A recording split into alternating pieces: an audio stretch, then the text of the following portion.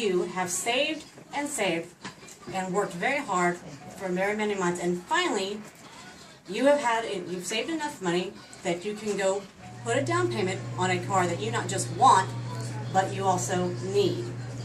You get to the car dealership and you pick out the car you want, and you've filled out all the paperwork, and now you're just waiting for them to run your credit and to get the car financed. Then the car dealership salesman walks over to you and tells you something that is devastating. Your credit has been denied. You will feel disappointed and confused, and you wonder what happened. You know you have good credit, and you know you made all your payments on time. So what happened?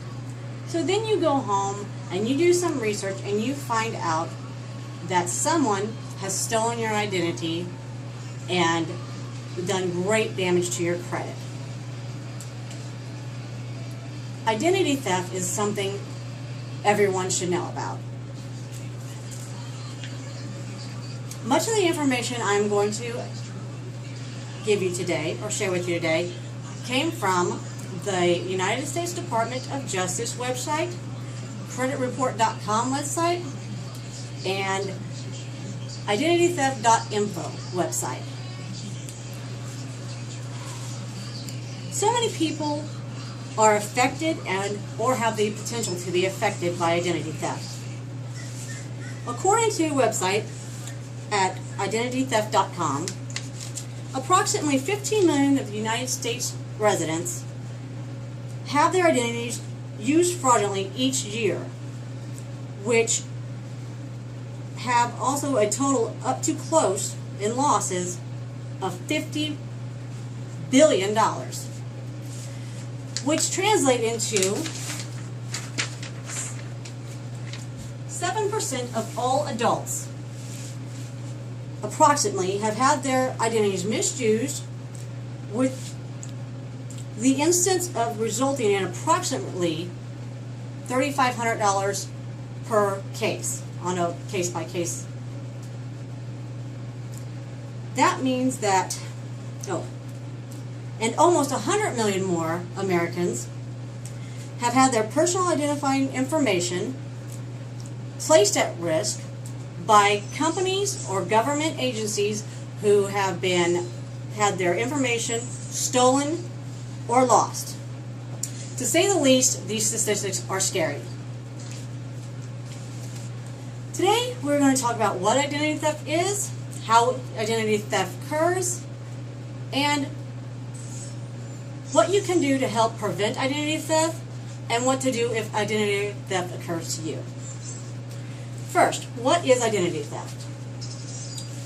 According to the United States Department of Justice website, identity theft is a crime. Identity theft and identity fraud are terms that are used to refer to a type of crime in which someone wrongfully obtains or uses another person's data in some way that involves them having a financial or economical gain. In other words, identity theft is a crime in which somebody who is not yourself obtains a key piece of your personal identification, like social security numbers, driver's license number, etc., in order to impersonate you to make a profit. Next, how does identity theft occur? Identity theft occurs in many ways. An ID thief have hundreds of ways that they can steal your information. The goal of most of the scams is to access your credit card or your bank account. Here are some examples from creditreport.com on how identity thieves can access your personal financial information.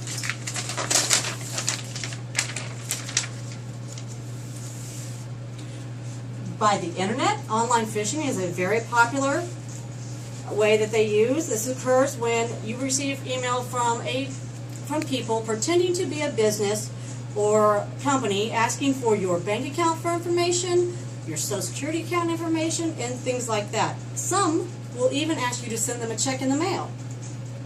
Next is records. Thieves can hack your personal records through a computer or steal them from the records directly from a company. Next, mail. Thieves can easily steal your mail.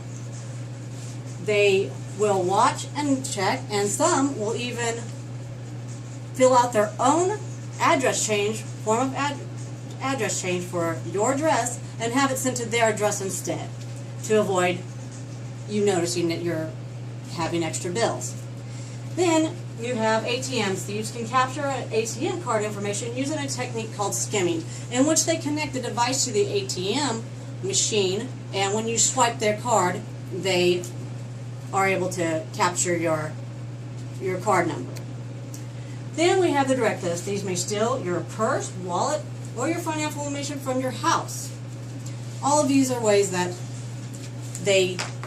identity theft occurs. Next, last but not least, how can you help prevent identity theft from happening to you, and what you can do if it does happen to you? In order to minimize the risk of becoming a victim of identity theft, just try to remember the word scam. First, with the S, be stingy with your personal information. C, check your financial information and security on a regular basis. A, ask periodically for a copy of your credit report and review it for accuracy. And M, maintain careful records of your financial accounts. If you become a victim of identity theft, act immediately to minimize the risk of damage to your bank accounts and to your reputation. Here is a list of some of the actions you should take if identity theft happens to you. You would want to contact the local police department and the Federal Trade Commission and to report the situation. Contact your local office of the Postal Inspection Service if you suspect that someone has entered a change of address form and is using the mail to get your stuff sent to them. Contact Social Security office if you are concerned that your Social Security number may be used without your authorization for tax reasons. Contact the Internal Revenue Service if you suspect improper use of your identification in connection with tax violations. And then also, lastly, call the fraud units at the 3 credit reporting agencies, major credit reporting agencies, which is Equifax, TransUnion, and Experience.